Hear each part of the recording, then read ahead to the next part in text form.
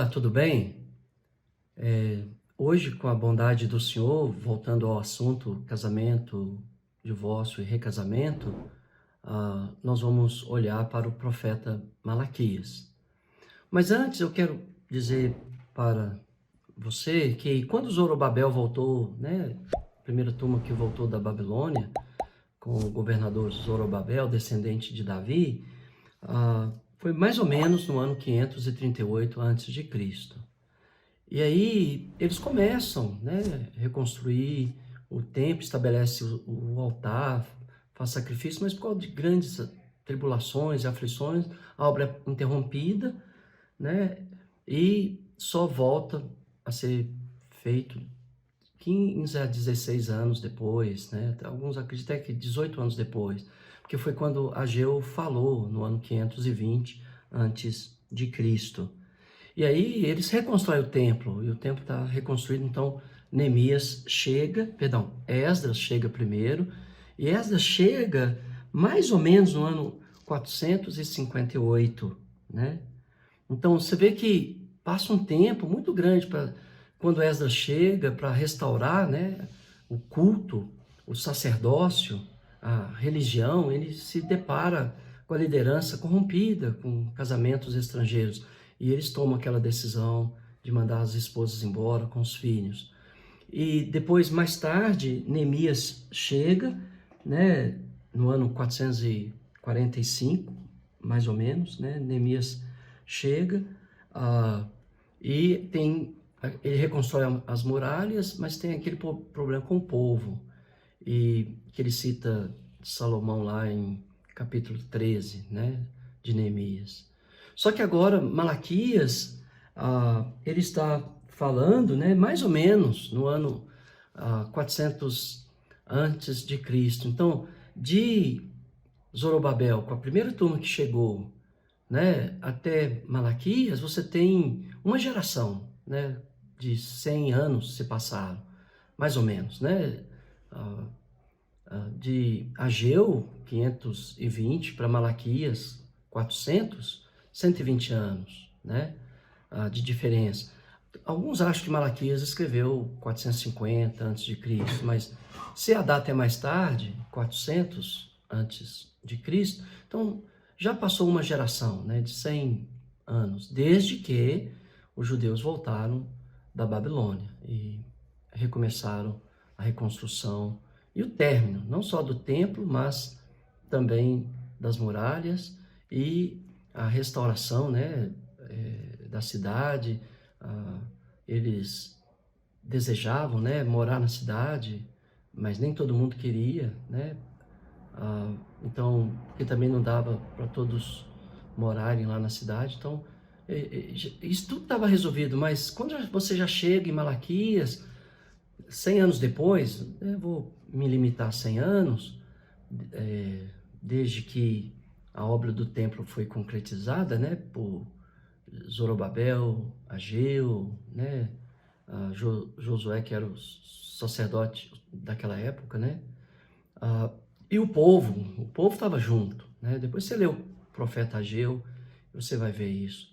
E quando chega aqui em Malaquias, está tudo corrompido. Infelizmente, é assim, né?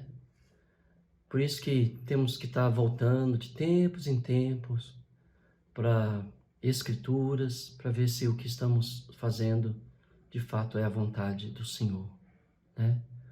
Porque a tendência do povo é se corromper de uma geração para outra, né? Então, aqui em Malaquias capítulo 10, perdão, Malaquias não tem capítulo 10, né? Na verdade é capítulo 2, né, de Malaquias, versículo 10, tá? Eu falei errado. Olha o que está acontecendo aqui para você ver. Lembra? 2, uma só carne. 3, não é uma só carne, é prostituição, né? Quando o vínculo, uma só carne é quebrado, como foi no caso de Oséias, como não foi no caso do próprio Deus, né? Houve divórcio. E houve divórcio nem por causa disso, por outros motivos, né? E no caso de Esdras, porque a descendência santa da qual viria o Cristo estava em xeque, estava comprometida, né? E a decisão que eles tomaram foi para preservar a linhagem santa depois de ter lido a lei de Moisés. Aí então no verso 10 de Malaquias capítulo 2 está escrito: não temos nós todos o mesmo Pai? Não nos criou o mesmo Deus? Por que então seremos desleais uns para com os outros, profanando a aliança de nossos pais? Judá tem sido infiel e a abominação foi cometida em Israel e em Jerusalém, porque novamente aqui Israel estava unificado, né? Porque Judá profanou o santuário do Senhor, o qual ele ama, e se casou com a adoradora de Deus estranho. De novo, prostituiu Judá. O Senhor eliminará das tendas de Jacó aquele que fizer isso, seja quem for, mesmo que apresente oferta ao Senhor dos Exércitos. Então, o juízo de Deus já foi decretado para aqueles que comprometeram a aliança do Senhor, a descendência do Senhor, a semente do Senhor, da qual viria o Cristo. Deus já sentenciou, vou eliminar, ponto final, não tem conversa. Deus é severo, tem hora. Ele é bondoso. A bondade dele é maior do que a severidade dele. Só olhar para os 10 mandamentos. Vou visitar a iniquidade dos pais até a 3ª e 4ª geração. Mas por 1000 gerações, eu vou estender a minha misericórdia, a minha graça àqueles que me amam e me obedecem. Mas tem hora que a ira de Deus toma lugar. E é justa, é santa, é verdadeira. Então Deus já sentenciou, vou exterminar. A outra coisa que vocês fazem, cobrem de lágrimas o altar do Senhor, com choro e gemidos. Então, a primeira coisa é que eles casaram com mulheres adoradoras de ídolos. Outra coisa é que eles continuam adorando o Senhor com lágrimas, com aquela falsa religiosidade, gemidos, porque ele já não olha para a oferta, nem aceita com prazer. E vocês perguntam, por quê? Porque o Senhor foi testemunha da aliança que vocês fizeram entre você e a mulher da sua mocidade. Então, Deus tinha sido testemunha, né, do casamento daqueles homens, quando eles eram jovens, com as suas jovens mulheres, né? Mulher da sua mocidade, a quem você foi infiel. Então, o que eles fizeram? Eles abandonaram, né, suas esposas, porque envelheceram e casaram com adoradoras de ídolos. Aqui é o problema. Eles não estão deixando as suas esposas porque elas estão sendo adúlteras, profanas, porque elas estão chamando eles para seguir outros deuses. Nesse caso, eles teriam que matá-la. É a lei de Moisés. Se fosse esse o caso, se a mulher estivesse chamando os judeus para adorar ídolos, por exemplo, eles não tinham que divorciar dela, tinham que matá-la. Está lá em Deuteronômio, capítulo 13. Se o amor da sua vida os convidar em secreto a seguir outros deuses, não compadecerá dela, mas a mate. Você vai ser o primeiro a julgar a primeira pedra. Só que não é o caso. O caso aqui é que elas envelheceram e eram fiéis a eles e amavam o Senhor. E eles as deixam para casar com mulheres jovens, adoradoras de ídolos. Esse é o contexto da passagem. E ele continua dizendo, não fez o Senhor somente um, porque vai falar da aliança, da descendência santa, né? Mesmo que lhe sobrasse o Espírito. E por que um? Porque buscava uma descendência piedosa. De novo, aqui nos dias de Malaquias, a linhagem santa da qual viria o Cristo está comprometida, irmão. E o que os judeus estão fazendo? Deixando suas esposas porque elas estão convidando eles a adorar outros deuses? Não. Nesse caso, Deuteronômio, capítulo 13, diz que eles tinham que matá-la. Porque elas estão sendo adúlteras, infiéis? Não, porque em outros lugares das Escrituras de Moisés está escrito que eles tinham que apedrejá-la. Eles estão abandonando suas esposas por uma única razão. Elas envelheceram. E eles estão as deixando e casando com adoradoras de ídolos jovenzinhas. E ele continua. Portanto, tenha cuidado para que ninguém seja infiel para com a mulher da sua mocidade. Porque o Senhor, o Deus de Israel, diz que odeia o divórcio. Deus odeia. Mas ele permitiu.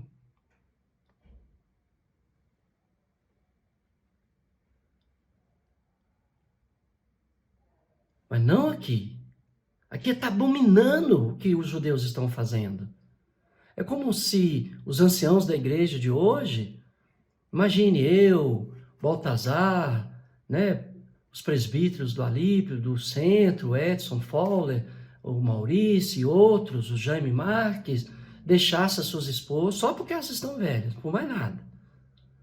E casasse com uma filha de santo, jovenzinha, adoradora. Quem de nós da igreja aceitaria isso? Ninguém. E nós dizemos, Deus odeia o que vocês estão fazendo. Mas Deus também odeia o homem violento. Olha o que o texto diz. Porque o Senhor, o Deus de Israel, diz que odeia o divórcio e também odeia aquele que cobre de violência as suas vestes. Então Deus odeia o divórcio. Nesse caso, qual o divórcio? Homens velhos deixando suas esposas fiéis e santas para casar com adoradoras de ídolos, comprometendo a linhagem santa do Senhor, como eles fizeram aqui. Esse divórcio Deus abomina. Porque além de serem fiéis, né, às suas esposas, colocaram de novo a descendência santa em xeque. E se Deus não exterminasse de Israel esses que assim procederam, é possível que Jesus nem viria ao mundo. Então, leia o texto com paciência, com coração aberto. É isso que Deus está falando. Então, Deus odeia duas coisas.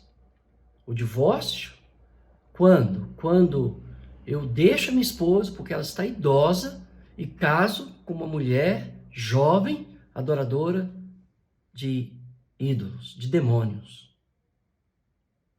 Mas Deus também odeia o homem que cobre as suas vestes de violência. Mais tarde, nos textos do Novo Testamento que aborda estes assuntos, nós vamos ver Paulo tratando da questão de liberdade da mulher quando ela é violentada. Ele vai usar o termo lá, escravo, em 1 Coríntios capítulo 7. Só estou adiantando, mas um escravo recebia liberdade, né, do seu senhor. Por exemplo, se o seu senhor furasse o olho dele, o agredisse e ele perdesse o olho, o senhor tinha que dar a carta de liberdade para seu escravo, segundo a lei de Moisés. Então, mais tarde, Paulo vai falar da questão da violência doméstica. Coisa que os irmãos nem sonham. Mas está lá. 1 Coríntios 7. Quando chegar lá, a gente vai expor o texto todo. Eu espero que você tenha paciência até que cheguemos lá. Então, meu irmão, eu não estou aqui defendendo o divórcio. Eu estou aqui defendendo o casamento. Mas se você for violento, Deus te odeia. Quantos assassinatos, né, de mulheres nós temos visto por homens violentos? Deus abomina tais homens. E quantos homens, usando de autoridade, abusam emocionalmente, fisicamente das suas esposas? Deus abomina isso. Não é só o divórcio que ele abomina. Ele abomina a violência doméstica. Então, eu espero que você possa considerar todas estas informações. Eu sei que é muita informação para pouco tempo, né? Que nessas datas que eu falei aqui no início, né? De Zorobabel, que veio em 538, até Malaquias, você tem uma geração aí, né? De cento e tantos anos, assim. É um espaço muito longo, né? E quando você chega em Malaquias, a situação perdeu o controle. Não foi só na área de casamento, foi questão do culto. Eles estavam dando os animais doentes para o Senhor, aleijados, né? E Deus falou: entregue isso para o seu governador para ver se eles aceitam, né? Então, qual é o divórcio que Deus abomina e odeia? Dentro do contexto de Malaquias, aquele que um ancião deixa sua anciã para casar com uma jovem adoradora de demônios. E não só esse divórcio Deus odeia e abomina, como odeia aqueles que praticam a violência doméstica. Que Deus possa te iluminar, te abençoar dentro da sua soberana vontade, sabendo que um dia todos nós teremos que dar conta a Deus do que ensinamos, do que vivemos, do que pregamos. Mas eu não posso negar minha consciência ao ler esse texto e dizer outra coisa que o texto não diz. O texto está dizendo, né, que Deus estava abominando. Como em outro lugar, né, das Escrituras, Deus disse que abomina aquele que semeia contenda entre os irmãos. E às vezes nós condenamos inocentes e toleramos aqueles que semeiam contendas entre os irmãos. Mas a Bíblia diz: 6 coisas a alma do Senhor aborrece, e a 7ª ele abomina: aquele que semeia contenda entre os irmãos. Eu espero te abençoar, não criar inimizade, divisão. Você pode pegar todas essas informações e jogar no lixo, não vai fazer diferença nenhuma para mim. Mas se você considerar honestamente a palavra do Senhor, que é de Gênesis a Apocalipse,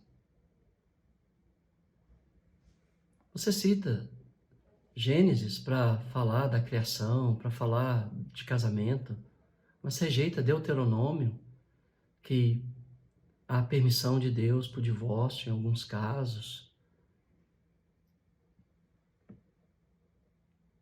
E rejeita a legitimidade, né, dos divórcios de Esdras. Eu acho que há uma incoerência. Então, que nós possamos falar onde a Bíblia fala e calar onde a Bíblia cala. No contexto de Malaquias, é isso. Aqui não está tratando de situações onde há adultério, porque já tinha tratado, se há adultério, apedreja. Ele não está tratando aqui de mulheres convidando seus maridos para seguir, né, falsos deuses, porque em Deuteronômio, olha o que ele diz aqui, Deuteronômio, capítulo 13, verso 1, ele fala do falso profeta que apareceria, né, e faria o sinal que ele prometeu, mas depois convidaria o povo a seguir um falso Deus. Por quê? porque o Senhor nosso Deus nos prova. Deus quer saber se nós o amamos de todo o nosso coração e se nós somos fiéis à sua palavra. E aí, depois que ele falou do profeta, né? Ele vai então, fala no verso 6. Caso se aproximar de você o seu irmão, filho de sua mãe, ou o seu filho, ou a sua filha, ou a mulher que você ama, ou amigo íntimo, e em segredo disser, vamos servir outros deuses? Deuses que você não conhecia e que nem seus pais conheceram? Deuses dos povos que estão ao redor de vocês, tanto os que estão perto como os que estão longe, desde uma até outra extremidade da terra, não concorde com ele, nem dê ouvido a ele, não olhe para ele com piedade, não o poupe, nem o esconda, pelo contrário, você certamente o matará.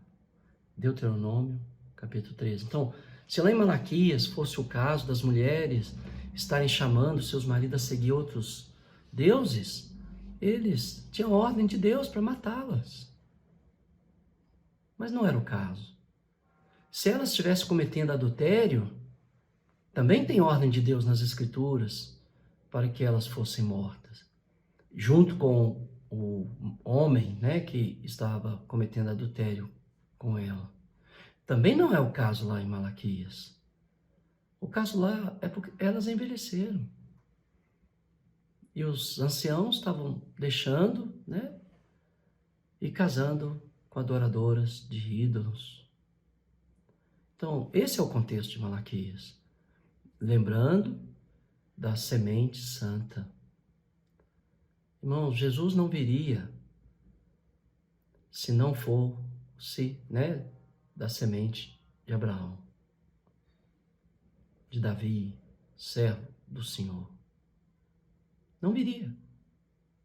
Então a mistura entre Israel com os povos, a linhagem santa se perderia. Então Deus teve que trabalhar para que a linhagem santa fosse preservada, para que viesse o Cristo, pelo qual todos nós somos salvos. Que Deus te abençoe. Até o próximo vídeo. E já vamos entrar nos textos do Novo Testamento. Não são muitos, são poucos, mas temos que olhar aqueles textos também para depois chegar a uma conclusão. Que Deus te abençoe.